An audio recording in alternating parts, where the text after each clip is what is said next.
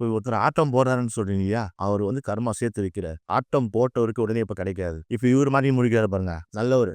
ஆமா. நல்லவர் மாரி இருக்காரு. இப்ப இவரு ஆட்டம் போடுறாரு இல்லையா, இவர மாரி இந்த நல்லவருடைய பரம்பரையில 2 பரம்பரைக்கு முன்னாடி 3 தலைமுறைக்கு முன்னாடி ஒருத்தர் இருந்திருப்பார். இதுதான் செயல் விளைவு தத்துவம். இதுக்கு பேர் காஸ் அண்ட் எஃபெக்ட் சிஸ்டம். எந்த ஒரு செயலுக்கும் ஒரு விளைவு உண்டு. அப்ப இவரு செஞ்சாலும் செய்யலனாலும் இவங்க அப்பா செஞ்சிருக்காரு. இவங்க அப்பா செஞ்சாலும் சரி, இவங்க தாத்தா செஞ்சிருக்காரு. வித்து தொடர் சொல்லுவாங்க இல்லையா, அந்த வித்து மூலியமா இவரு வராரு, இந்த வித்து மூலியமா இவரு வராரு. விதை ஒண்ணு போட்டா சொர ஒண்ணு வரும்னுவாங்க.